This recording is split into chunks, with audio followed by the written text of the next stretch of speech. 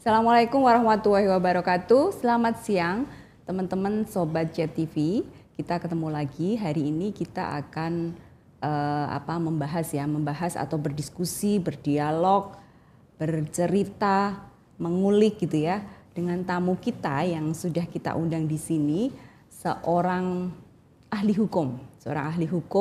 Beliau sudah malang melintang di mana-mana gitu ya terkait dengan hukum, baik itu hukum pidana atau perdata gitu ya. Dan ini hari-hari ini kita sering sekali dengar terkait dengan omnibus. Maka nanti mungkin tamu kita ini nanti akan membahas sedikit atau mungkin banyak gitu ya terkait dengan omnibus kesehatan ya, undang-undang kesehatan, RUU kesehatan. Baik, karena podcast ini kita setting untuk membahas terkait dengan profil tokoh dan ide. Jadi kita berharap nanti bisa bercerita dulu nih Bang Heri untuk terkait dengan profil atau dari mana lahirnya dan lain sebagainya. Kita sapa dulu ya tamu kita. Selamat siang Bang Heri. Ibu. Saya panggilnya Bang aja ya. Bang aja. Saya panggil saya Mbak aja ya? Mbak aja. Jangan Bu, ini terlalu tua. Oh iya, Mbak boleh. Bang Heri, beliau ini aktivis ya Bang Heri ya? Iya. Bilang aktivis, boleh. dulu juga sempat di politik juga. Sempat di partai politik juga. Sempat di partai politik, kemudian sekarang masih di konsisten istiqomah di advokat ya untuk advokat umat, dan gitu gerakan masyarakat sipil. Dan gerakan masyarakat sipil. Beliau sekarang posisinya jabatannya Direktur Raya Indonesia. Iya. Rumah Kajian dan Advokasi Kerakyatan Indonesia. Raya itu rumah? Rumah Kajian dan Advokasi Kerakyatan Indonesia. Rumah Kajian dan Advokasi Kerakyatan Indonesia. Oke.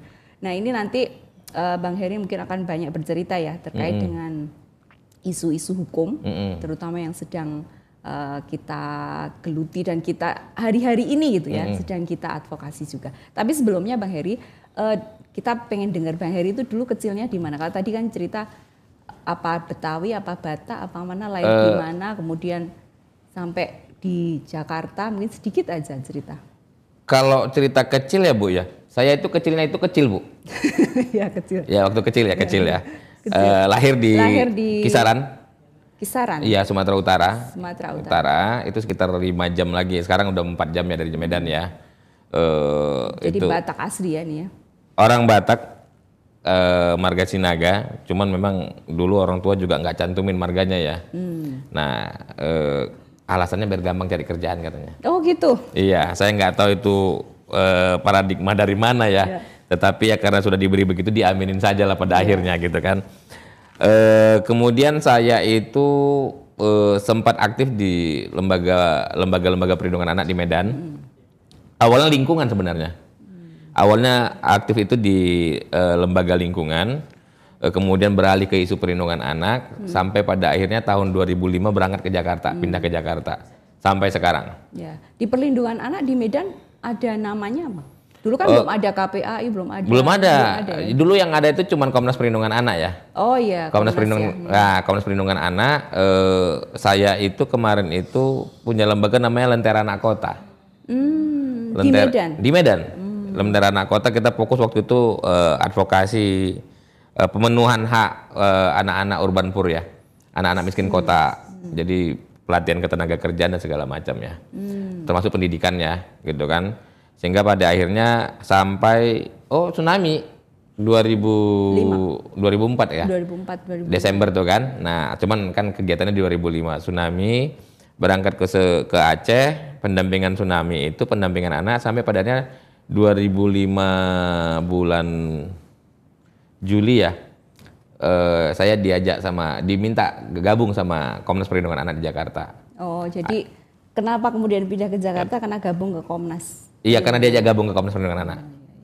Advokasinya apa aja kalau di perlindungan anak dari awal itu? Tadi cukup menarik ya. Misal seperti di anak miskin kota ya. Iya. Anak miskin kota itu rata-rata kan mereka kemudian apakah mereka itu gelandangan? Apa mereka kalau sebenarnya enggak ya Bu ya. Mbak ya. Kalau yang miskin kota kemarin tuh memang bukan gelandangan, mereka punya rumah ya, tinggal dengan orang tua. Tapi ya memang mayoritas kan kerjanya itu kan non formal ya, orang tuanya ya, dagang, sehingga anak-anaknya pun pada akhirnya ke lampu merah, gitu kan. Jadi anak jalanan tetapi masih punya rumah orang tua ini. Cuman tinggalnya di dekat perkotaan itu ya. Tinggalnya memang di tengah pusat kota, ya memang perumahan miskin kota lah ya. Area perumahan miskin kota yang cukup padat itu kalau nggak salah saya setahun setengah tinggal di sana itu 3 kali kebakaran ya. Wow. Jadi kalau kebakaran itu kebakaran yang lain. Habis gitu aja. Kompak aja itu kalau kebakaran gitu kan. Karena memang dindingnya dengan yang satu dengan yang lain itu kan nempel ya. Nempel sih alhamdulillah ya. Satu dinding ya semuanya ya. Iya. Satu dinding semua, satu dinding gitu kan. Akhirnya kalau kebakar satu ya semuanya kebakar tuh ya. Itu di daerah Sumatera Utara di Medan ya. Nah, awalnya di situ isunya gitu kan. Karena udah capek di lingkungan awalnya ya. Harus keluar masuk hutan tuh kan kok kayaknya nyari yang di kota aja deh gitu kan. Nah, tertarik dengan isu perlindungan anak kita mulai waktu itu ya. Advokasi itu sampai pada akhirnya pindah ke Komnas Anak pun itu memang disuruh menggawangi advokasi CNSP ya. Child Need Special Protection itu. Jadi anak-anak yang membutuhkan perlindungan khusus. Bencana, miskin kota, begitu kan. Anak berhadapan dengan hukum, begitu kan. Nah, sampai pada akhirnya jadi advokat. Gitu kan, sampai pada akhirnya jadi advokat kan. Karena, dan mengkhususkan untuk perlindungan anak atau tidak? Sebenarnya jadi advokat kemarin itu pilihan pragmatis sebenarnya ya. Itu bukan gerakan sebenarnya. Cuman memang termotivasi ya kan kita dampingin anak berhadapan dengan hukum secara terus menerus ya. Mikir ini sarjana hukumnya sayang juga ini kalau nggak digunakan secara optimal ya. Akhirnya ikut pendidikan advokat, ikut ujian advokat, lulus, sumpah jadi advokat. Nah, cuman memang pada saat itu ketika jadi advokat itu masih mengerjakan 2 hal sampai sekarang pada dasarnya ya, pada akhirnya ya. Advokatnya jalan, kerja-kerja advokasi masyarakat sipilnya juga jalan gitu kan. Bahkan sekarang ngajar akhirnya kan. Ya, dosen ya. Dosen. Di PD Dikti ada gitu. Oh ada ya di PD Dikti ya. Dosen hukum tata negara. Hukum tata negara. Di Unkris. Jadi berangkat dari perlindungan anak ya, kemudian menjadi advokat dan menjadi dosen hukum tata negara. Dosen hukum tata negara. Dan itu ada hubungannya sampai sekarang ya, saling berkorelasi sepertinya ya. Sebenarnya itu kayak ini saja ya, kayak nasi, lauk, sayur berada dalam satu meja yang sama gitu. Nah jadi ya tinggal kita saja mau mengelola yang mana ya, mau melakukan yang mana. Cuman ya dilakukan paralel juga nggak ada singgungan apapun sebenarnya ya. Keterikatannya tetap ada keterkaitannya. Ya. Nah, termasuk juga sekarang itu kan kalau Raya itu kan malah fokusnya itu kan advokasi kebijakan ya dan pusat kajian kebijakan publik gitu kan. Nah, kalau isu-isu anak masih dikerjakan karena saat ini saya kan sekjen di Komnas Perlindungan Anak nih.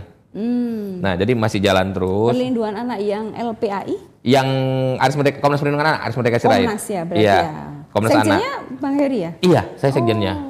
Karena kan ada LPAI, ada Komnas ya. Iya, saya kira itu sehat ya, Mbak ya. Sama. Makin banyak lembaga yang fokus di isu perlindungan anak makin baik sebenarnya. Iya, gitu semakin kan. banyak yang memikirkan. Sebagaimana kan gitu kan. Banyak memikirkan, banyak yang mengerjakan pada akhirnya kan. Nah, yang salah itu kalau saling serang sebenarnya. Ya. Itu nggak boleh ya. Nah, tetapi saya kira semuanya sehat lah ya. Nah, jadi ya aktivitasnya begitu aja akhirnya sekarang nih. Ngajar di Raya, ada penelitian kebijakan publik, Komnas Perlindungan Anak, advokatnya jalan terus gitu kan, dan beberapa organisasi-organisasi lainnya. Ya, oke. Nah ini terkait dengan kebijakan publik yang sedang Raya juga fokus ya mungkin di situ dengan tadi saya sebutkan sekarang kan Omnibus RU Kesehatan. Omnibus RU Kesehatan. Pasti Bang Heri juga mengikuti juga ya. Mengikuti itu dan teman-teman yang kita kan tahu kita bertemu di gerakan tobacco control ya. Tobacco control ada satu usulan gitu ya. Draft di DIM itu kan ada satu usulan terkait dengan tax ban ya, pelarangan pelarangan promosi ya. Sponsorship ya, bukan sponsorship terkait dengan zat aditif itu kemudian tidak disetujui gitu ya, tidak disetujui.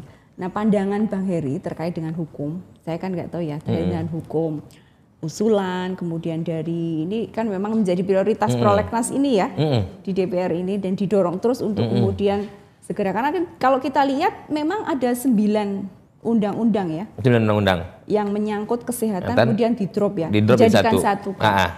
Kemudian ada kurang lebih 3 ya tentang security itu ya. BPJS dan lain sebagainya kemudian diedit ya, direview gitu. Nah itu bagaimana pandangan Bang Heri terkait dengan proses omnibus ini yang kemarin juga kita tahu sudah ada penyerahan DIM dari Ombudsman ke DPR kan terakhir. DPR. Walaupun sudah dilakukan public hearing juga oleh Kemenkes gitu. Pandangan Bang Heri seperti apa? Sebenarnya gini Mbak, kalau saya menyambut baik ya omnibus ini ya. Ini kan apa namanya ya, undang-undang yang membahas berbagai isu dalam satu undang-undang.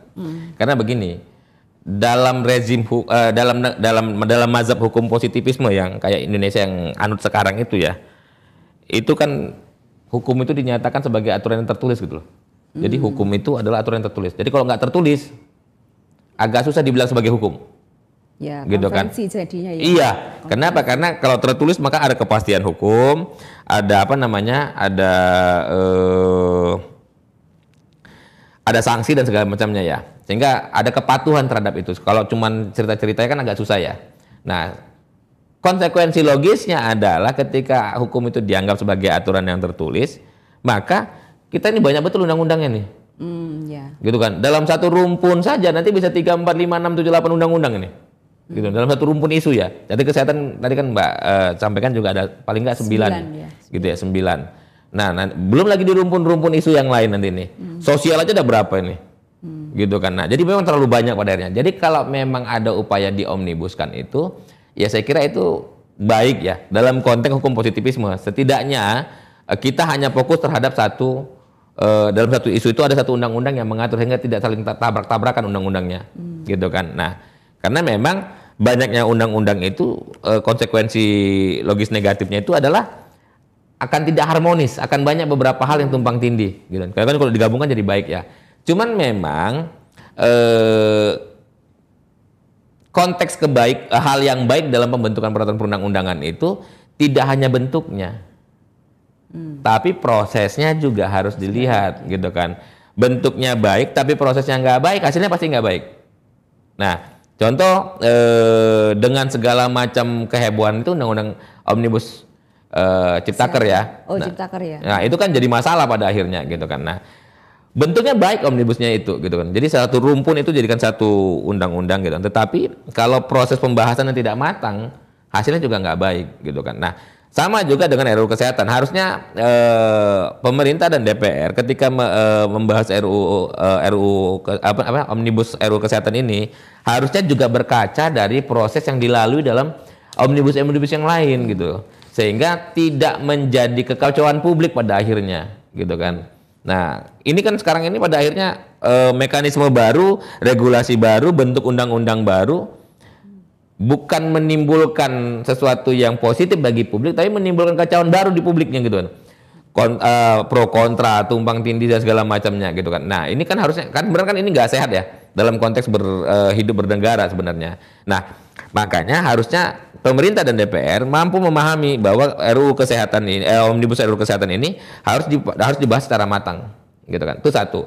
Nah, yang kedua, saya kira pemerintah memang juga harus keluar dari zona berpikir tentang kuratif ya dalam konteks penanganan kesehatan itu ya. Iya. Nah, ini kan juga harus dipahami ya, gitu kan. Karena satu, kalau pemerintah terfokus terhadap mekanisme kuratif dalam penanganan kesehatan, satu anggarannya terlalu besar sudah pasti, gitu kan. Mau BPJS mau pakai apapun pasti anggarannya gede, gitu kan. Yang kedua, sudah ada korban, udah orang sakit akhirnya, gitu kan. Orang sakit disembuhin, gitu kan. Nah ya mobil mogok aja kalau disembuhin keluar bengkel bagus, tapi beberapa hari kemudian kan agak mogok-mogok juga kan. Nah begitu juga manusia pada akhirnya saya kira kan. Nah sehingga pada akhirnya kalau memang mau digabungkan RUU Kesehatan ini memang harus dari infrastruktur sama suprastruktur kesehatannya harus dibagusin dalam satu undang-undang, termasuk juga penanganan preventifnya juga harus dikuatkan, tidak hanya kuratif. Nah, salah satunya apa? Salah satunya adalah memberikan kesempatan bagi setiap orang, termasuk anak di dalamnya itu, untuk bisa hidup tumbuh secara sehat. Nah, terkait dengan isu tobacco control tadi ya, yang iklan promosi dan sponsorship tadi itu kan. Seharusnya pemerintah, saya juga agak heran ya Mbak ya, kenapa Kementerian Kesehatan agak gampang untuk melarangnya ya. Seharusnya nggak perlu kegambangan itu sebenarnya. Undang-Undang Kesehatan yang lama 36 itu 2009 ya, Undang-Undang Kesehatan 36 itu definitif menyatakan bahwa rokok itu adalah produk adiktif. Produk olahan tembakau dalam bentuk zat padat dan cair itu adalah produk bersifat adiktif. Nah, dijuntukan kepada Undang-Undang Perlindungan Anak, gitu kan? Ada pasal yang menyatakan perlindungan khusus loh, Mbak. Bahwa setiap anak wajib dilindungi dari produk-produk dan yang mengandung zat adiktif, begitu kan? Dan pemerintah diwajibkan untuk melakukan upaya secara efektif dan efisien dalam perlindungan anak yang dari zat adiktif tersebut ya. Nah, itu jadi membacanya jangan satu undang-undang saja, gitu kan. Undang-undang kesehatan itu juga harus dibaca dengan undang-undang yang lainnya, gitu kan. Karena tidak mungkin satu undang-undang berdiri dengan sendirinya. Nah, kalau saya menyebutnya apa ya? Legal quantum ya. Kalau saya menyebutnya ya. Kenapa? Karena ini tadi konsekuensi logis mazhab positivisme itu ya. Jadi terlalu banyak undang-undang, akhirnya dalam satu perbuatan satu undang-undang mengaturnya, tetapi banyak undang-undang lain juga yang ikut mengaturnya, begitu kan. Jadi mau diatur pakai undang-undang yang mana? Yang mana ini gitu kan. Nah, tetapi ketika ada pembentukan sebuah rancangan undang-undang baru, maka kan perlu harmonisasi norma namanya ya. Jadi norma-norma yang tersebar di beberapa undang-undang ini harus digabungkan. Ya kalau nggak digabungkan, Mbak, ngapain bangun undang-undang baru? Undang-undang yang lama aja dijalankan, begitu kan. Ketika dia mau membangun satu undang-undang baru, maka harusnya norma-norma yang berserakan ini digabungkan jadi satu. Dalam undang-undang, contoh kesehatan tadi adalah Omnibus Kesehatan ya. Ya, artinya berarti ini ya, setuju ya dengan adanya undang-undang Omnibus RUU Kesehatan ini. Bang Heri setuju? Secara bentuk saya setuju. Secara nanti lebih efisien itu. Lebih efisien secara hukum ya, gitu kan. Kalau terkait dengan kontennya atau konten dari kan banyak yang menolak ya. Banyak menolak itu bagaimana? Kalau konten saya kira ya itu harus didudukkan semua para pemangku kepentingan untuk bicara bersama-sama apa yang mau diatur ini sebenarnya. Gitu kan. Satu. Nah, saya bentuk yang setuju ya Mbak ya. Kalau konten kita pasti pro publik. Ya. Nggak mungkin kita, maksudnya gini, pro publik itu kan dalam perspektif berpikir bahwa undang-undang itu kan kebijakan pemerintah, kebijakan negara, perbuatan pemerintah yang dalam satu sisi itu adalah obat bagi masalah sosial di masyarakat. Ya. Gitu kan. Terus ngapain buat obat yang menimbulkan masalah baru lagi gitu. Ya. Nah, makanya dalam proses pembahasannya itu, sang obat ini harus dibahas secara benar. Gitu kan. Omnibus dibahas cuma setahun 2 tahun, Mbak. Wah, itu saya kira yang sangat instan ya. Atau kalaupun dengan tidak menyebut instan ya, tetapi saya kira itu paling tidak orang-orang yang 3/4 malaikat atau 3/4 dewa yang berpikir di situ gitu loh. Sampai 2 tahun itu bisa menggabungkan 9 undang-undang dengan skala konteks masalah yang ada gitu loh. Ya. Gitu kan. Nah, saya kira itu sebenarnya mencoba mencederhanakan bilang. Nah, apakah ini yang kemudian menjadi indikasi ya? Oh iya. Indikasi kemudian orang-orang menyampaikan bahwa ini yang kemudian mengarah pada industrialisasi dunia kesehatan. Bahwa kementerian ya, kita kemudian melihat Kementerian Kesehatan ya, Kementerian Kesehatan yang menjadi pengusul ya atau inisiator ini mengarahkan ini untuk kemudian menjadi industrialisasi dunia kesehatan. Apakah seperti itu ya? Sebenarnya begini Mbak, kalau saya bilangnya, saya mau diarahkan kepada industrialisasi ataupun tidak sebenarnya itu bagian dari teknis bagi saya ya. Tapi yang terpenting adalah ada peran negara di situ, gitu kan? Karena nggak mungkin juga kita tidak membangun industri dalam sektor apapun di dalam pembangunan ekonomi kita kan. Tetapi yang paling penting bagi saya adalah peran negara di situ hadir. Jangan sampai nanti undang-undangnya industrialisasi yang dimaksud tadi itu adalah head to head ini nanti masyarakat dengan industri. Negaranya nonton, lah nggak boleh, gitu kan.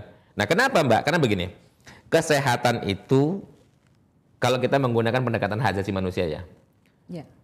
Hak asasi manusia itu kan hak yang dimiliki setiap orang dari dia lahir dan diberikan oleh Tuhan, yang kalau tidak dipenuhi maka hidup dan kehidupannya akan terganggu. Nah, undang-undang dasar kita dan hukum hak asasi manusia di Indonesia itu memberikan amanah betul bahwa penanggung jawab pemenuhan hak itu adalah negara melalui pemerintah sebagai penyelenggara negara, gitu kan. Nah, kesehatan itu masuk dalam sektor supreme right namanya ya. Jadi hak yang dasar ya. hak mendasar yang paling atas. Kenapa? Kalau dia terganggu kesehatannya, Mbak, maka akan terganggu hidup dan kehidupannya. Nah, artinya apa? Bahwa pemerintah harus berani mengambil posisi, melakukan upaya pemenuhan hak kesehatan masyarakatnya, gitu kan? Secara benar sebagai bagian dari pemenuhan hak dasar dan hak konstitusional warga negaranya, gitu kan? Mau diindustrikan maupun diapakan mekanisme kesehatannya, tetapi ketika negara hadir untuk masyarakatnya, saya kira ini baik juga. Artinya contoh ya, ada mekanisme proteksi kesehatan yang dilakukan oleh pemerintah. Mau industri bagaimanapun rumah sakitnya, tapi pemerintah hadir situ bahwa satu, tidak ada lagi orang yang ditolak di rumah sakit karena dengan menggunakan asuransi kesehatan dari pemerintah, begitu kan? Tidak ada lagi diskriminasi penggunaannya, gitu kan? Bahwa setiap orang punya hak yang sama untuk mendapatkan fasilitas dan pelayanan kesehatan yang baik, tidak tergantung kelas. Nah, ya tidak apa-apa juga sebenarnya, gitu kan? Nah, tetapi ini kan kalau berpikirnya pendekatannya tadi ini ya, kuratif ya. Nah, tetapi sebenarnya ada hal yang lebih jauh lagi yang harus dilakukan pemerintah untuk melakukan upaya pemenuhan hak kesehatan itu. Salah satunya apa? Ya preventif tadi ini, pencegahan, jangan sampailah masyarakatnya sakit. Ya, preventif dan promotif ya. Promotif termasuk di dalamnya ya, preventif, promotif gitu kan. Nah, harus dilakukan. Salah satunya apa? Mengeluarkan kebijakan-kebijakan yang itu memberikan kesempatan atau hampir meniadakan hal-hal yang berpotensi mengganggu kesehatan masyarakat. Ya, itu salah satunya tadi poin pasal artikel pasal 7A ya kalau di DIM-nya RUU Omnibus Kesehatan. Nah, itu kan artinya kalau kita melihat dari situ kan bahwa negara kemudian tidak hadir. Oh iya. Kan kalau kita melihat bahwa itu kemudian ditolak, menunjukkan bahwa yaitu salah satu indikasi bahwa negara tidak kemudian hadir. Padahal banyak dari daftar identifikasi masalah tadi itu kan tidak hanya sekedar itu, tapi memang banyak sekali. Misal kalau saya mendengarkan di Ombudsman ya kemarin, misal tidak meratanya tenaga kesehatan, misalnya seperti itu. Di wilayah-wilayah misal vaskes pertama dan lain sebagainya, misal di daerah yang terpencil itu tidak ada dokter dan lain sebagainya. Kalau saya berpikir ya, ini kadang berpikir juga, apakah betul gitu ya Indonesia itu saking tidak punyanya tenaga kesehatan? Karena kayaknya kalau kita melihat produksi tenaga kesehatan juga banyak. Masyarakat yang atau anak muda kita yang kemudian belajar di situ juga banyak gitu. Nah, ini juga ada indikasi yang kemudian kemarin menjadi kontroversi juga, adanya nanti peluang-peluang tenaga kesehatan dari luar yang bisa masuk. Karena kan kemudian menjadi industrialisasi itu kan karena logika industri ya, investasi karena industri ya. Jadi siapapun yang bisa memenuhi gitu kan, memenuhi di dalam kebutuhan dunia kesehatan itu, baik itu dari dalam maupun dari luar, ya silahkan masuk. Itu nah ini kan yang kemudian dipertanyakan lah, kehadiran negara di mana untuk keseimbangan memenuhi kebutuhan di dunia kesehatan, ya tetap harus melihat juga potensi yang ada di Indonesia itu. Nah, itu yang menjadi salah satu kontroversi karena ya kita tahu ya ada undang-undang tentang wabah misal, tentang wabah di drop juga. Undang-undang tentang wabah itu kan sebenarnya kalau kita pasca pandemi harusnya itu malah harus betul-betul dijaga gitu ya. Ya tidak tahu apakah karena sifatnya ini undang-undang, kalau dari perspektif hukum ya menurut Bang Heri seperti apa, di undang-undang kemudian narasinya atau diefektifkan kemudian nanti diturunkan di dalam sebuah PP atau peraturan lain. Kalau menurut Bang Heri seperti apa? Misal kalau yang tadi ya di pasal 7A yang terkait dengan tax ban tadi, apakah menurut pemerintah itu akan lebih baik diatur di PP, misal PP 109? Apakah logika hukumnya memang seperti itu di dalam narasi-narasi di undang-undang itu harus sifatnya general gitu atau bagaimana? Karena kemarin yang kalau kita lihat kan yang mencoret itu juga biro hukumnya ini kan. Tapi begini Mbak, satu ya, dalam sistem perundang-undangan kita itu kan ada hierarki ya. Itu ada di Undang-Undang 12 tahun 2011 tentang pembentukan perundang-undangan ya. Ada hierarki dari Undang-Undang Dasar, MPR, Undang-Undang dan peraturan pengganti undang-undang, peraturan pemerintah, peraturan presiden, baru perda provinsi, perda kabupaten kota gitu kan. Nah, bagi saya melanjutkan pengaturan norma lanjutan dalam produk regulasi berikutnya ke bawahnya ini itu adalah pengaturan teknis Iya. dari apa yang sudah diatur dari undang-undang yang mengaturnya, begitu kan. Nah, bukan bebannya diturunkan kepada contoh kepada peraturan pemerintah. Kan suka kan pengaturan lebih lanjut diatur oleh dalam peraturan pemerintah. Nah, pengaturan lebih lanjut ini kan pengaturan teknis penyelenggaraan norma yang sudah diatur dalam undang-undang awalnya, begitu kan. Sehingga saya kira kalau pertanyaannya itu harusnya disebutkan di situ ya, di dalam undang-undangnya, di pasalnya di itu pasalnya, gitu kan. Contoh disebutkan dulu normanya di iklan promosi dan sponsor rokok dilarang. Bagaimana mekanisme pelarangannya mau dibuat DPP itu tidak apa-apa, karena normanya sudah ada norma melarangnya, gitu kan. Nah, kan nggak mungkin norma di atasnya nggak ada tiba-tiba timbul di bawahnya melarang. Nah, kalau dalam hukum kita mengenal begini, Mbak, bahwa norma itu bersumber kepada norma di atasnya. Kan undang-undang itu kan dalamnya pasal demi pasal itu kan kita sebut norma ya, norma yang mengaturnya. Jadi satu norma itu bersumber kepada norma yang ada di atasnya, gitu kan. Dan norma tersebut menjadi sumber bagi norma yang ada di bawahnya. Artinya adalah bahwa setiap undang-undang itu bersumber kepada undang-undang di atasnya, sehingga logikanya tidak boleh bertentangan-tentangan karena dia mengikut bersumber, gitu kan. Nah, jadi kalau tidak disebutkan normanya dalam undang-undang awalnya, tidak mungkin PP-nya mengatur lebih lanjut atau peraturan berikutnya mengatur lebih luas dari apa yang diatur oleh normanya, gitu kan. Nah, harusnya disebutkan, begitu kan. Karena begini, Mbak, saya menyambung tadi sedikit ya. Konteks kesehatan ini sebenarnya sederhana. Nah, makanya saya bilang tadi mau industri mau apa terserah deh. Tetapi intinya adalah negara hadir untuk masyarakatnya. Gitu kan, memberikan proteksi, tidak menimbulkan bahwa ada hubungan head to head antara masyarakat dengan industri.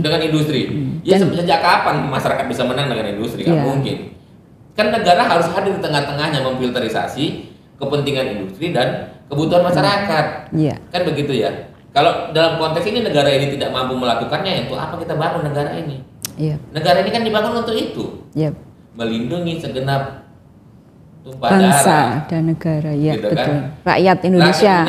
Gitu kan. Yang kedua kesejahteraan bagi seluruh rakyat Indonesia. Kalau untuk itu saja masa negara ini nggak mampu berfungsi, ya buat apa negaranya? Kita berkonsensi bangun negara itu untuk menghadirkan kelembagaan tertentu yang memberikan perlindungan terhadap kepentingan kita sebagai warga negara, gitu kan. Kalau itu dia tidak hadir, ya mau ngapain dia di situ, gitu kan. Nah, oleh karena itu satu tadi dibayar. Nah, salah satunya apa? Cara negara hadir untuk membentengi kepentingan industri dengan kebutuhan masyarakat itu adalah karena kesehatan ya. Karena ini adalah pure asli adalah peran negara di dalamnya. Karena ini hak dasar, gitu kan. Nah, makanya salah satunya apa? Negara menyiapkan kebijakan-kebijakan yang memberikan kepastian hukum untuk melindungi masyarakatnya dari hal-hal yang bisa berpotensi mengganggu kesehatannya. Termasuk tadi apa tadi ini? Pelarangan iklan promosi dan sponsor rokok, gitu kan. Jangan dibiarkan maksudnya gini. Kalau bilang buat malam aja, anak nggak nonton, udah nggak laku lagi. Anak-anak nonton TV sampai tengah malam. Gitu. Belum lagi internet ya, Mbak ya. Sekarang pop up. Nah, Raya itu melakukan itu ya, Mbak. Monitoring iklan rokok di internet. Bayangin, Mbak. Web yang sama, portal yang sama, kita buka pakai handphone sama kita buka pakai laptop, kita buka pakai CPU. Berbeda. Di handphone ada iklan rokoknya, di laptop sama CPU nggak ada iklan rokoknya. Web yang sama, portal yang sama dalam waktu yang sama. Bisa gitu ya? Bisa begitu. Artinya apa? Memang iklan ini diarahkan kepada orang sebagai pengguna handphone gadget. Nah, masalahnya pengguna gadget ini hampir semua orang dari orang dewasa sampai anak-anak gitu kan. Nah, orang dewasa masih bisa memfilterisasi pemikirannya, anak-anak coba bayangin. Nah, artinya apa? Negara membiarkan industri merayu, membujuk anak-anaknya untuk menjadi perokok yang berpotensi mengganggu kesehatannya. Negara tidak hadir dalam konteks itu, gitu kan? Nah, harusnya negara hadir, gitu kan? Caranya apa? Dilarang, gitu kan? Setelah dia dewasa, tiba-tiba dapat informasi mau merokok atau enggak, ya itu menjadi pilihan kedewasaannya. Tetapi dalam konteks anak, ya walaupun pilihan kedewasaan tetap salah ya, gitu. Tapi dalam konteks anak, pemerintah tidak boleh larang. Wajib dilindungi ya. Wajib dilindungi. Tadi ini Undang-Undang Kesehatan tentang rokok yang tidak adiktif, junto undang-undang perlindungan anak tentang perlindungan anak dan adiktif itu, pemerintah wajib melakukan upaya secara efisien dan efektif kok.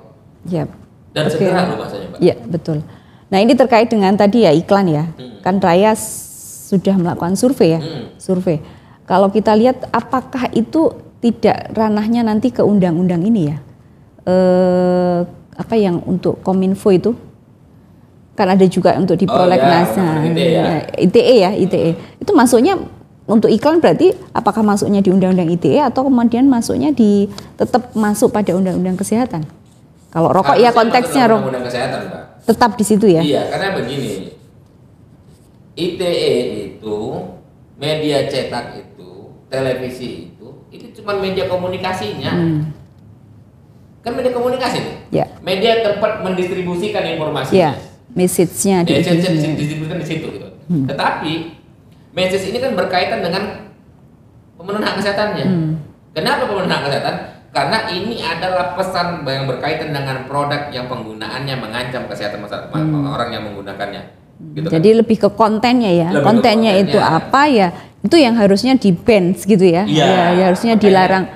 Begini, ini sekarang ini yang agak saya secara sebagai akademik ya Mbak ya. Agak khawatir juga. Kenapa? Karena dalam banyak hal pemerintah itu melihat dalam tampilan luar ya. Oh, casingnya ya. Konteks kebijakannya ya. Kebijakan. Sehingga kebijakan itu tidak mampu menjangkau substansi masalahnya. Ya. Gitu kan. Ya contohnya ini misal Omnibus Law itu. Omnibus Law ini, gitu kan. Produknya bagus, Mbak. Saya sepakat produknya bagus nih, Omnibus Kesehatan ini. Saya sepakat. Bahkan kita juga sepakat dengan gagasan Omnibus advokat, jaksa dan hakim itu. Oh iya. Kita sepakat dengan. Kenapa? Supaya satu rantai ini.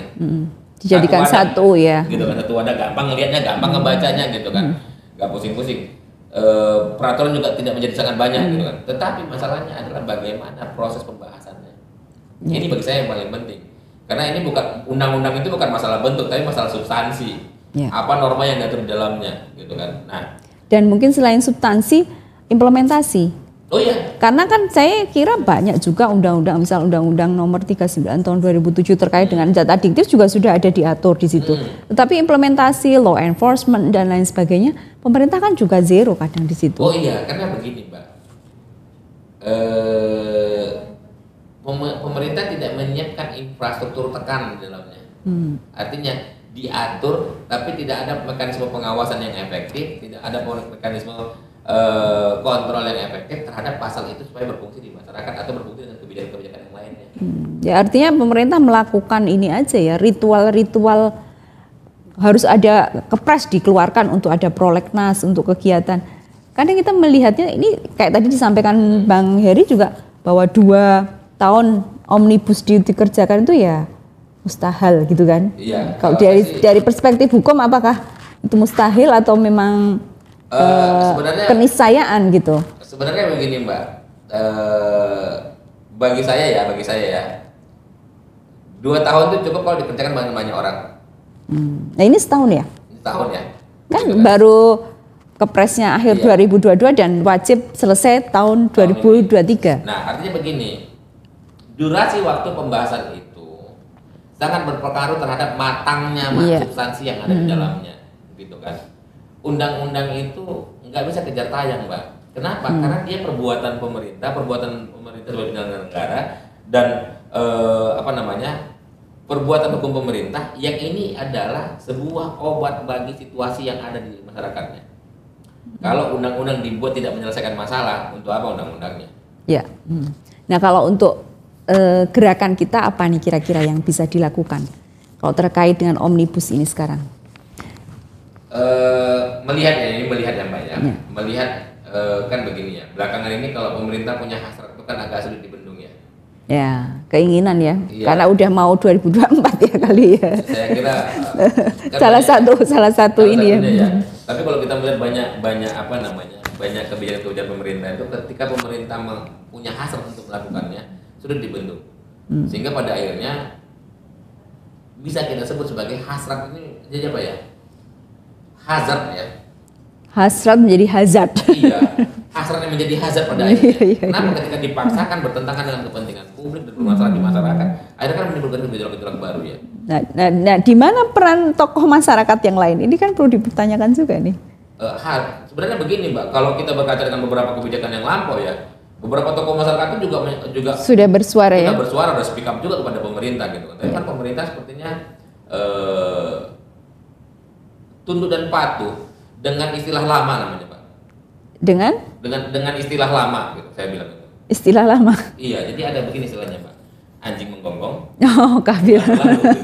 Jadi mau siapapun yang ngomong sepanjang tidak sejalan dengan hasratnya, walaupun itu hazard gitu ya. Walaupun pada akhirnya berujung hazard gitu kan, dia akan running saja begitu kan. Nah, sehingga pada akhirnya berkaca dengan ini, maka yang perlu kita advokasi itu adalah, kalau saya ya ditanya ya, saya lebih tertarik bicara tentang advokasi dengan kontennya. Oke, 9 undang-undang mau dijadikan satu, ada beberapa isu dibedah, begitu kan. Oke, setiap kelompok masyarakat itu membahas isu yang mana nih? Nggak usah lintas-lintas deh, gitu kan. Setiap kelompok masyarakat membahas isu yang dari misal 9 gitu ya. Dia fokus misal di undang-undang kesehatan atau kemudian undang-undang wabah atau undang-undang tentang tenaga medis gitu ya. Nah, nanti yang nakes ngomong nakes saja, gitu kan. Yang kelompok masyarakat sendiri ngomong tentang hak atas kesehatan, yang ngomong hak atas kesehatan aja. Ya masing-masing gitu. Nah, ini bisa jadi gini ya. Kalau mau dikuatkan gerakannya, memang harus lintas sektor isu ya, gerakan masyarakatnya ya. Kita harus merangkul gerakan-gerakan masyarakat lainnya, sehingga yang didorong itu adalah draft tandingan. Jadi pakai draft tandingan ya? Pakai draft tandingan, gitu kan. Draft tandingan, sehingga ini yang kita usulkan juga ke DPR. Karena begini Mbak, walaupun hak pembahasan undang-undang itu adalah haknya pemerintah dengan DPR, gitu kan, untuk membahasnya. Tetapi Undang-Undang 12 tahun 2011 itu memberikan ruang masyarakat untuk masuk di dalamnya, gitu kan. Manfaatkan ruang ini, RDP kah, apakah, gitu kan. Sampaikan draft tandingan kita, gitu kan. Nah memang kalau sekarang kita ngomongnya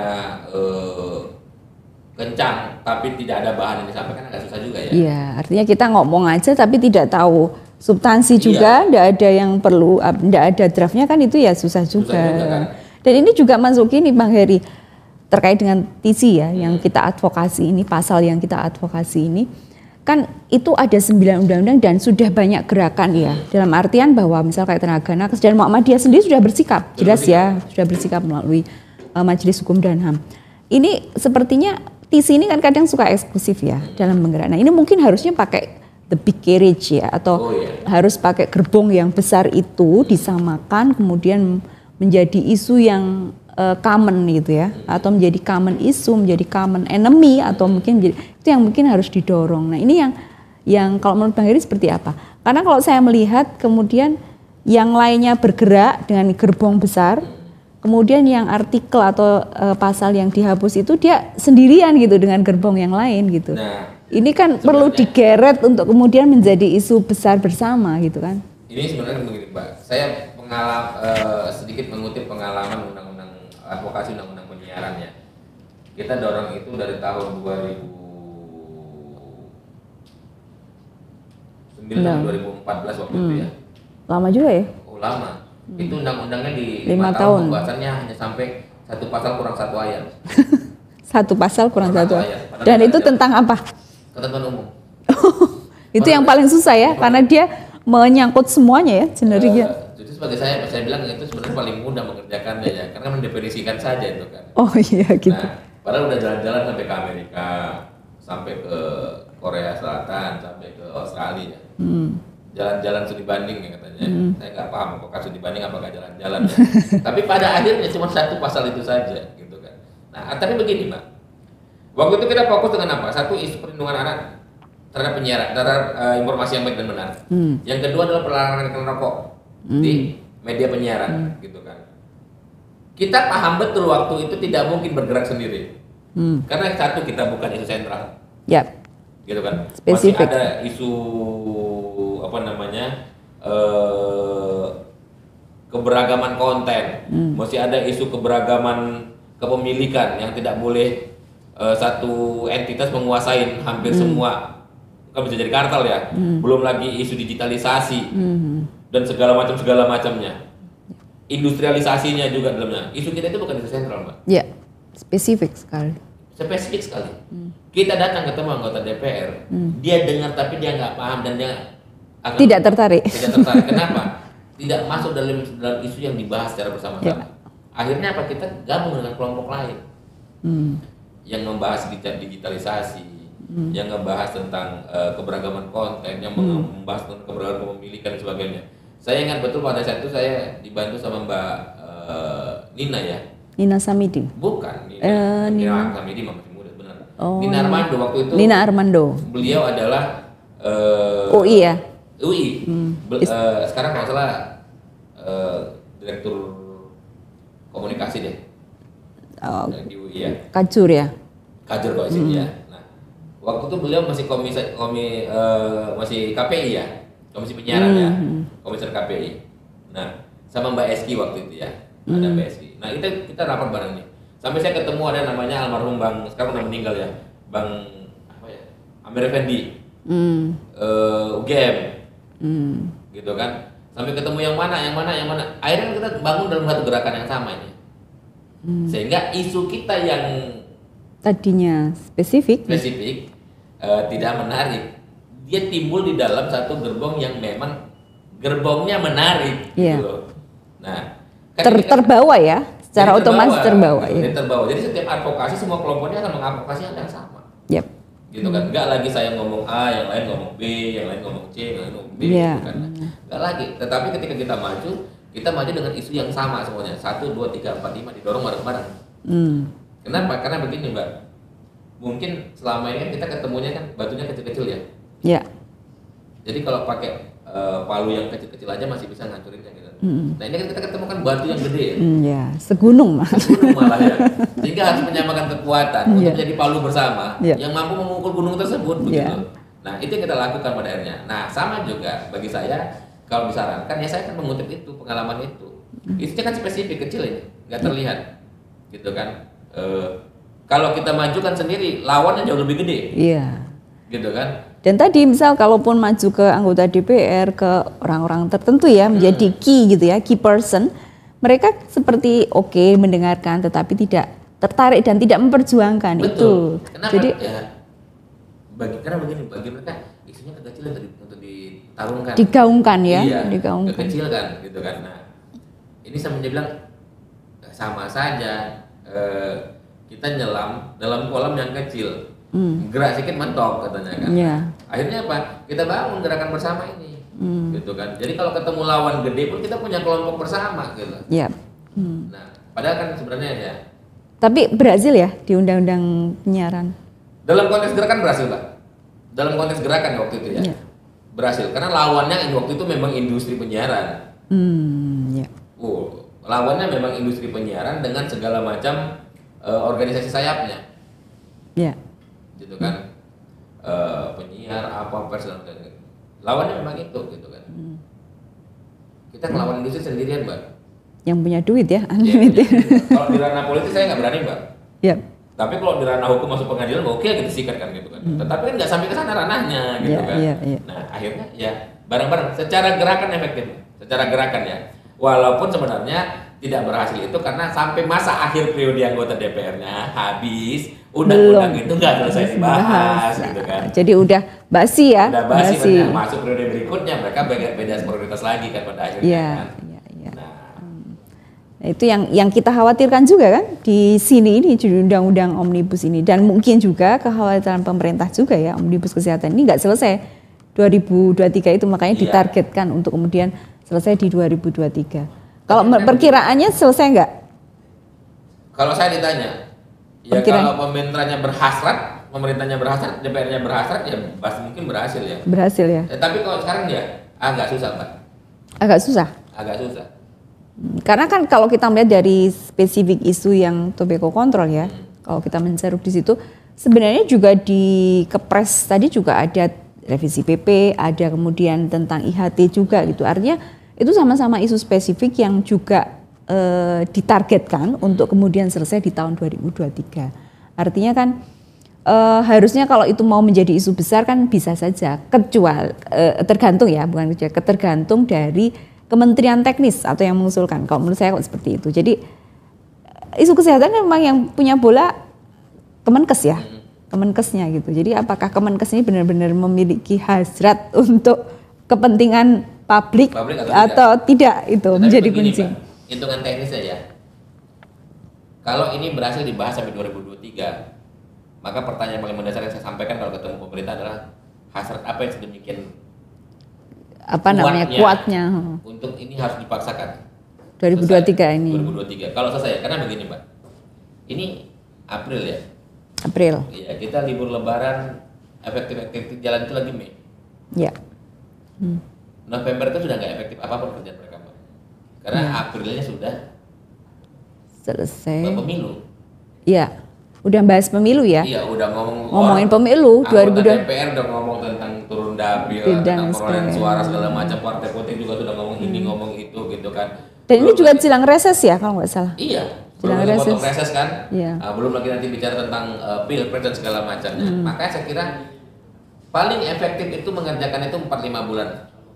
Sejak dari Mei. Oh, sampai Mei maksudnya. Dari kan ini kan mau libur nih. Ini kan begini kan, barangnya dari DPR nih. Sekarang di pemerintah nih. Pemerintah akan menentukan. Udah diserahkan kan. Akan membuat dim dan segala macamnya nih kan. Nah, termasuk juga pengusulan kementerian yang akan mewakili presiden untuk membahasnya. Gitu kan. Satu, Pak. Yang kedua, ini kan libur nih ya. Libur Lebaran. Libur Lebaran. Berarti kan paling-paling Mei nih mulai kerja lagi. Iya. Nah, Mei, Juni, Juli, Agustus, September, paling lama sampai Oktober. Oktober udah nggak efektif. Udah nggak efektif. Orang udah ngomong pilpres, ngomong koalisi, ngomong ini, ngomong itu. Nah, kalau dipaksakan selesai, pertanyaan sederhananya adalah apa yang begitu kuat, dipentingkan sekali, gitu kan? Sampai pemerintah harus memaksakan diri menyelesaikan hal ini. Nah, gitu itu yang kemudian menjadi apa namanya? Tanda tanya besar. Salah satunya Muhammadiyah itu bertanya kenapa kemudian harus diselesaikan 2023 itu, karena kan seolah-olah ini menjadi dorongan investor ya atau industrialisasi. Itu yang kemudian menjadi pertanyaan besar gitu di kalangan kita sebagai ormas ya 19 kita tengok trennya saja lah. Undang-undang kesehatan berapa tahun bahasnya sebelumnya ya? Iya. Lama kan itu? Lama kan? Sekali. Setahun 2 tahun. Kalaupun rata-rata setahun membahasnya, gitu kan? Berarti ada 9 undang-undang dengan masa bahas 9 tahun itu yang mau digabungkan. Gitu kan? Oke, potong setengah lah diskor karena barangnya sudah jadi tinggal digabungkan. Oke, setengah lagi pembahasannya. 4 tahun setengah, Pak. Yap. Itu kalau ngomong ngitung kulit kacang sederhana ya. Iya. Gitu kan. Nah, kerja 5 bulan, Pak. Wah, saya kira instan sekali ya. Saya kalau dipanggil jadi timnya saya minta ampun. Enggak deh. Enggak tidur 24 jam. Karena saya mati berdiri di situ kan mending enggak usah deh gitu kan. Nah, yang kedua begini. Tapi apakah memang undang-undang omnibus itu kan hanya menggabungkan saja? Harusnya menggabungkan saja, tetapi kan undang-undang itu kan harusnya relate dengan situasi sosial yang berkembang ya. Jadi tetap ada perubahan-perubahan nggak mungkin. Tetap ada ya. Tetap ada perubahan-perubahan. Dan kita kan juga pingin sesuatu yang berubah juga dong. Ya. Undang-undang kesehatan rokok adiktif tapi iklan rokok masih boleh. Kan kita juga mau perubahan dong. Ya, daripada undang-undang yang lama ya. Iya. Betul. Lah kan begini, kalau memang tidak ada perubahan yang lebih baik, kenapa undang-undang Kenapa harus? baru? Ya betul. Gitu kan? Ya mending aja undang-undang lama dijalankan. Iya. Nggak ngabisin uang anggaran negara membahas. Nggak perlu lagi ini itu, gitu kan, kecuali kurang kerjaan ya. Ya. Nah, makanya ada perubahan, kita butuh ada sesuatu yang baru. Baik masyarakat, baik pemerintah ya betul. Butuh sesuatu yang baru, gitu kan. Nah, tetapi begini, ini juga momentum sebenarnya bagi partai politik ya. Omnibus ini. Omnibus kesehatan ini, Mbak. Karena begini, hitungan sederhana saya, Mbak ya. Isunya isu kesehatan berkaitan langsung terhadap kepentingan dan kebutuhan dasar masyarakat. Iya, betul. Gitu kan, sangat berkaitan. Tinggal si partai politik dalam pembahasan ini menunjukkan dia berada di posisi mana. Nah, betul. Gitu kan. Saya bilang ya kalau nanti ada partai politik yang memang suaranya tidak pro publik dalam upaya undang-undang kesehatan ini, ya saya bilang ada aja kawan-kawan yang untuk kita pilih. Berarti nanti tergantung di Komisi 9 ya? Kan ini Komisi 9 kan sudah menunjukkan ini representasi dari beberapa partai politik kan? Iya. Ya di situ nanti itu yang kemudian menunjukkan di Komisi 9 itu siapa yang pro rakyat sama siapa yang pro industri ya, atau kepentingan tertentu ya di dalamnya. Ya, gitu betul. Kan? Nah, karena begini, dalam upaya pemenuhan kesehatan tidak ada bicara tentang pro rata. Ya. Karena itu adalah hak dasar masyarakat yang dimana pemerintah diwajibkan oleh undang-undang untuk memenuhinya. Semuanya. Sama. Bahkan sebenarnya Mbak, ya secara adil ya, gitu kan. Beberapa bagian dari hak atas kesehatan itu, gitu kan, itu hak yang tidak boleh dikurangi sedikit pun dalam situasi apapun. Non-derigible right dalam konteks hak asasi manusia ya. Hak yang berkaitan dengan hidup dan kehidupannya. Itu tidak boleh dikurangi Mbak. Yap. Nah, jadi nggak ada alasan bagi pemerintah untuk tidak hadir. Yap. Kalau dia mau undang-undang baru buat aja, tapi infrastruktur itu memang diarahkan untuk kepentingan publik. Kalau ditarik ke human right memang jadi sangat logik ya, jadi sangat logis super gitu ya, logik dan tidak bisa ditolak oleh siapapun. Iya. Kenapa Mbak ditarik ke sana Mbak?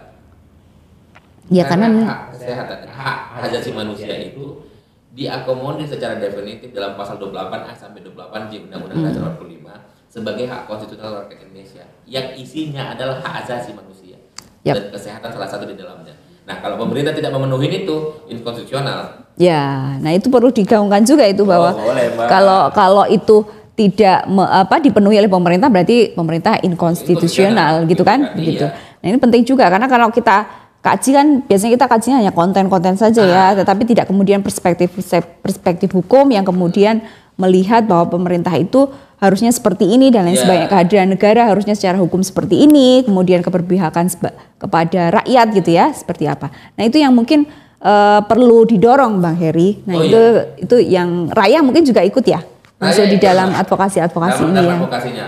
Dan kebetulan karena saya itu Kabak KTN ya, dan mengampu hukum tata negara, kami akan melakukan pendekatan hukum tata negara di dalamnya.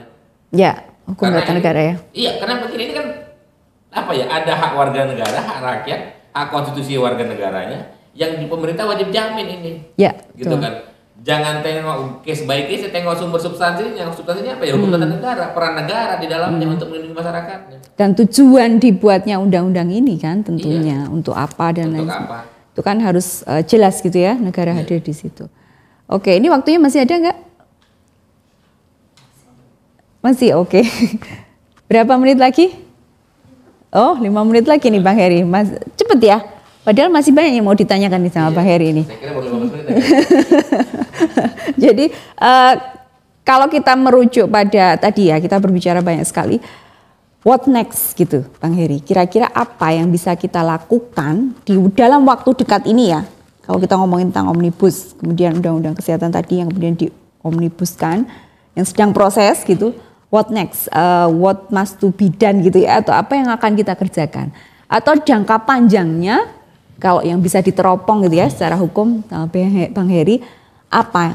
Baik itu kita sebagai ormas ya, organisasi masyarakat, kita masyarakat, atau akademisi, atau kita sebagai pegiat gitu kan, kita pegiat untuk pengendalian tembakau ini. Kalau saya sih Mbak, yang pertama yang paling penting adalah kita bikin pertandingan. Gitu kan, kita bikin pertandingan. Bila perlu kita bikin dim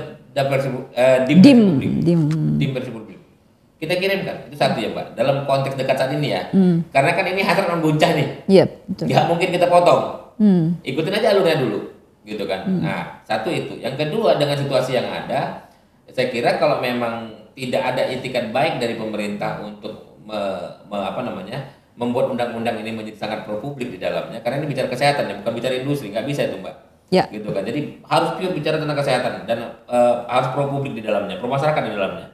Kalau tidak ada hasrat yang baik ke arah ke sana itu, ya kita harus berupaya untuk ini menjadi isu publik yang menggema, sehingga kalau tidak ditolak paling nggak di-delay. Delay ya? Delay saja sampai habis. Masa? Dikit lagi kok gitu. Iya, dikit lagi. Di-delay sampai habis masanya gitu kan. Sehingga pada akhirnya ketika mau anggota DPR yang baru ini kan akan membaca ulang semua situasi ya. Nah, sehingga kalau gerakan publiknya bisa dilakukan secara bersama-sama, ini yang paling penting, Pak. Gerakan publiknya harus dilakukan secara bersama-sama. Harus ada konsolidasi yang cukup kuat. Nah, untuk apa namanya? Untuk mengkonsolidasikan gerakan bersama ini. Sehingga ada gerakan yang dalam satu komando yang sama, ke arah yang sama, tujuan yang sama gitu kan. Ya, mau gerbongnya berbeda-beda tapi tujuannya tetap sama ini. Ya. Nah, itu yang kita harapkan ya. Kita harapkan kan. Nah, yang pertama saya kira kita harus bangun versi publiknya, tim tandingannya, dalam bentuk tim tandingan atau usulan pasal demi pasal tandingan dengan segala macam rasionalisasinya, gitu kan? Nah, ini yang bikin siapa? Publik berarti ya? Publik, Pak. Itu tidak diwakili oleh ombudsman? Beda ya? Oh, beda. Karena ombudsman punyanya negara ya, punya pemerintah ya?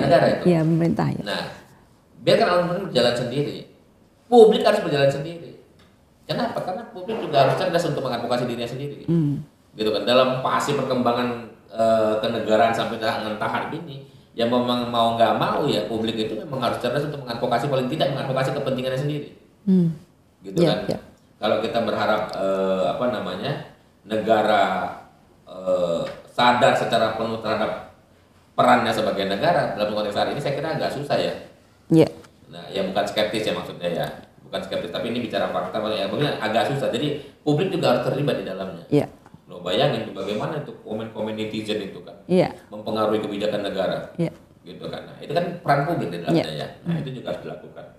Sehingga pada akhirnya satu itu. Yang kedua, kalau memang tidak ada hasrat yang baik dari pemerintah, tidak ada etikat yang baik dari pemerintah dan DPR untuk membahas ini menjadi lebih baik, ya dorong aja, delay saja sampai ke ujung akhirnya. Ketika pembahasan baru, maka itu akan menjadi pembicaraan baru kembali. Iya, jadi mulai dari nol lagi ya? Ya 0-0. Iya, 0-0. Jadi sama-sama ya. Dan biasanya Mbak, beberapa konteks kalau itu sampai di ujung kita delay itu dengan gerakan publiknya, ketika anggota DPR baru dan pemerintah baru, mereka akan mempertimbangkan suara publik dalam pembentukan kalau itu mau dibahas lagi. Iya, betul. Itu kan paling penting kan, mereka wakil rakyat juga kan ya? Iya, katanya begitu. Katanya begitu, betul. Katanya begitu, wakil rakyat. Nah, ini yang menjadi kunci juga karena sekarang bolanya sudah ada di DPR gitu kan. Jadi ya katanya begitu itu, katanya wakil rakyat itu yang kemudian harus kita tagih betul apakah beliau mereka ya itu wakil rakyat atau tidak. Tapi setuju sih Bang Heri kalau kita nanti bikin tim tandingan ya, tim tandingan untuk teman-teman yang ada di isu terutama yang ada di spesifik di Undang-Undang Kesehatan terkait dengan tobacco control tadi. Iya, betul. Sepertinya waktunya sudah cukup ya, sudah cukup dan seharusnya banyak yang bisa kita dialogkan ya. Kita kulik, kita bincang-bincang banyak, tapi nanti mungkin di sesi berikutnya kita bisa dialog lebih detail dan semua kita nanti bertemu lagi di advokasi lain berikutnya ya. Siap, Mbak. Mungkin ada kata penutup buat teman-teman yang ada di Chat TV, silahkan Bang Heri. Kalau saya kira sedikit saja, Chat TV harus tetap menjadi menjadi sarana untuk menampilkan informasi-informasi yang bisa informasi-informasi yang membangun peradaban lebih baik. Kira itu saja ya. Karena tontonan itu harus jadi tuntunan. Ya, oke. Ya, itu kata kunci ya. Jadi saya mengambil bahwa tontonan itu harus menjadi tuntunan. Jadi yang kita advokasi tadi Bang Heri sudah banyak bercerita tentang advokasi untuk kebijakan publik yang nanti memang untuk publik ya, benar-benar untuk publik, untuk rakyat itu kita dorong dan terus kita perjuangkan. Sepertinya sudah cukup ya, kita nanti berbincang lagi di lain waktu. Saya sebagai host di sini terima kasih sudah menonton podcast kita. Sampai ketemu lagi di podcast berikutnya. Assalamualaikum warahmatullahi wabarakatuh.